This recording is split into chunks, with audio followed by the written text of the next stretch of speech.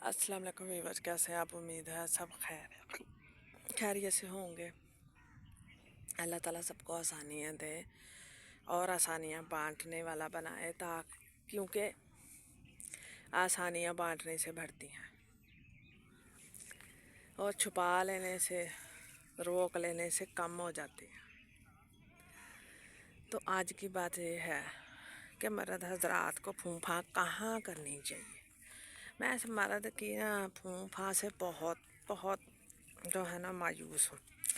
इसको पता नहीं है कि मुझे फूंफा अपनी खुददारी, इज़्ज़त जिसे वो कहता है ना, उसे पता भी होना चाहिए कि इज़्ज़त क्या है, खुददारी क्या है और कहाँ दिखानी चाहिए। और फूंफा जो है, जो अपने बच्चों पर और बीवियों पर जो बकवास सी फूंफा बना के जो है ना जुल्म के पहाड़ तोड़ते हैं ना, ਉਹਨਾਂ ਦਾ ਕਦੀ ਉਹਨਾਂ ਦੀਆਂ ਮਾਵਾਂ ਨੇ ਜਦੋਂ ਦੱਸਿਆ ਹੁੰਦਾ ਨਾ ਇਹਨਾਂ ਛਾਵਾਂ ਦਾ ਇਸਤੇਮਾਲ ਕਿੱਥੇ ਕਰਨਾ, ਤੇ ਉਹ ਅੱਜ ਆਪਣੀਆਂ ਨਸਲਾਂ ਨਾਲ ਬਰਬਾਦ ਕਰਦੇ। ਉਹੋ ਜਿਹੀਆਂ ਹੂੜ ਮੱਤ ਮਾਵਾਂ, हूड़ मत के जिनको कोई अकल नहीं है, पंजाबी में कहते हैं हूड़ मत। अच्छा, मैं आपको बताती हूँ कि वो फूंफा कहाँ बनानी है। पहले तो जब आपने देखना है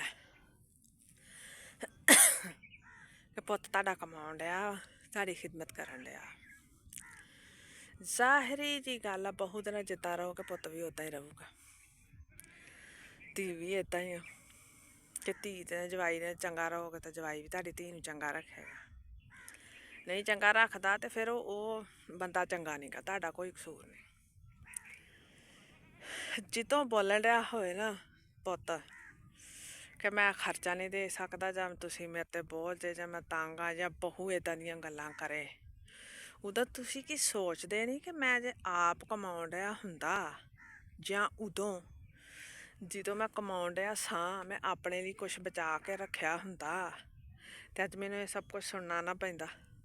आ गया ना खुददारी ते सवाल। तो सब तो बेहतर सलूशन इहो आ कि तुसी कमाओ, हर उम्र च कमाओ। मेहनत नहीं कर सकते, कोई होर तरीका ढूंढ लो।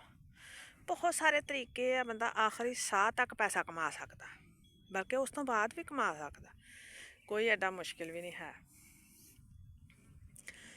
ਇਹ ਹੋ ਗਈ ਤੁਹਾਡੀ ਖੁਦਦਾਰੀ ਤੇ ਸਵਾਲ ਆ ਵੀ ਤੁਸੀਂ ਕਿਸੇ ਕੋਲੋਂ ਪੈਸਾ ਮੰਗੋ ਜਾਂ ਤੁਹਾਡਾ ਕੋਈ ਜਿਹੜਾ ਵਾ ਖਰਚਾ ਚੁੱਕਦਾ ਫਿਰੇ ਤੁਹਾਡਾ ਬੱਚਾ, ਤਾਂ ਬਾਅਦ 'ਚ ਤੁਹਾਨੂੰ ਗੱਲਾਂ ਸੁਣਾਵੇ।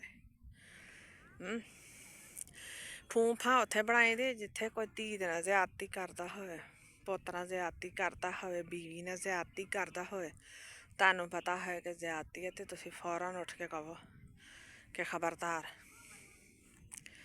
ਕਿਸੇ ਨੇ ਕਿਸੇ ਮੇਰੇ ਬੱਚੇ ਦੇ ਨਾਲ ਜਾਂ ਮੇਰੇ ਹੀ ਬੱਚੇ ਨੇ ਮੇਰੇ ਬੱਚੇ ਦੇ ਨਾਲ ਜ਼ਿਆਦਤੀ ਕੀਤੀ ਤਾਂ ਮੈਂ ਕਦੀ ਬਰਦਾਸ਼ਤ ਨਹੀਂ ਕਰਾਂਗਾ।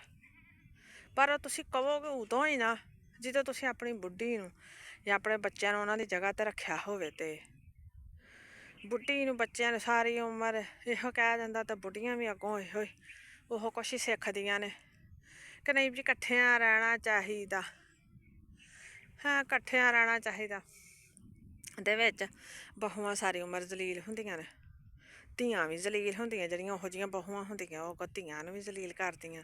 ਕੁਛ ਮਾਵਾਂ ਵੀ ਜ਼ਲੀਲ ਹੁੰਦੀਆਂ, ਪਿਓ ਵੀ ਹੁੰਦਾ, ਸ਼ੌਹਰ ਵੀ ਹੁੰਦਾ।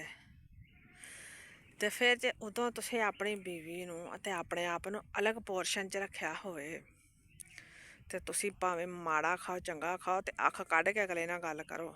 ਕਿਸੇ ਦੀ ਕੀ ਜ਼ਰੂਰਤ ਆ ਕਿਸੇ ਦੀ ਅੱਖ ਚੁੱਕ ਕੇ ਕਿਸੇ ਤੁਹਾਡੀ ਧੀ ਵੱਲ ਵੇਖ ਜੇ, ਤੁਹਾਡੇ ਵੱਲ ਵੇਖ ਜੇ, ਜਾਂ ਤੁਹਾਡੀ ਬੀਵੀ ਨੂੰ ਕੋਈ ਗੱਲ ਕਰ ਜੇ। ਫੂੰ-ਫਾਂ ਮਰਦਾਨਗੀ ਇਹਨੂੰ ਕਹਿੰਦੇ ਆ। ਹੋਰ ਵੀ ਬਹੁਤ ਸਾਰੀਆਂ ਮਿਸਾਲਾਂ ਦਿੱਤੀਆਂ ਜਾ ਸਕਦੀਆਂ, ਲੇਕਿਨ ਉਦੋਂ ਅਸੀਂ ਕਹਿ ਦਿੰਦੇ ਅਸੀਂ ਬੁੱਢੇ ਹੋ ਗਏ, ਸਾਡੇ ਕੋਲ ਤਾਂ ਹੁਣ ਕੁਛ ਹੁੰਦਾ ਨਹੀਂ, ਸਾਰੀ ਉਮਰ ਅਸੀਂ ਬੱਚਿਆਂ ਨੂੰ ਦਿੱਤਾ, ਹੁਣ ਸਾਡੇ ਬੱਚੇ ਸਾਡੀ ਖਿਦਮਤ ਕਰ। ਤੁਸੀਂ ਇਹ ਡਾਇਲਾਗ ਮਾਰਨ ਡਏ ਹੁੰਦੇ ਜੋ ਉੱਧਰੋਂ ਤੁਹਾਡਾ ਸਲੂਕ ਵੀ ਉਹਨਾਂ ਨਾਲ ਚੰਗਾ ਨਹੀਂ ਹੁੰਦਾ। ਚੰਗਾ ਹੋਵੇ ਜਾਂ ਨਾ ਹੋਵੇ, ਜਦੋਂ ਤੁਹਾਡੇ ਬੋਝੇ 'ਚੋਂ ਪੈਸੇ ਨਿਕਲਦੇ ਤੁਹਾਨੂੰ ਪੀੜ ਹੁੰਦੀ ਹੈ ਨਾ, ਉੱਦਾਂ ਹੀ ਔਲਾਦ ਨੂੰ ਵੀ ਹੁੰਦੀ।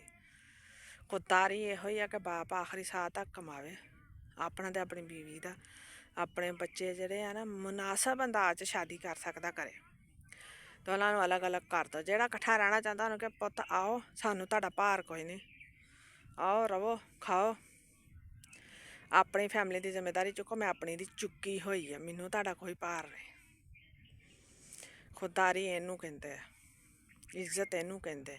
ਤੁਹਾਡੀ ਬੀਵੀ ਨੂੰ ਵੀ ਪਤਾ ਹੋ ਕਿ ਮੇਰਾ ਸ਼ੌਹਰ ਹੈ ਵਾ ਤੇ ਮੈਨੂੰ ਕਿਸੇ ਦਾ ਭਾਰ ਨਹੀਂ ਹੈਗਾ। ਇਹੋ ਹੀ ਇੱਜ਼ਤ ਆ। ਆਪਣਾ ਖਿਆਲ ਰੱਖਿਆ ਤਾਂ ਆਪਣੀ ਰਾਏ ਦਾ ਜ਼ਰੂਰ ਇਜ਼ਹਾਰ ਕਰਿਓ। ਅੱਲਾ ਹਾਫਿਜ਼।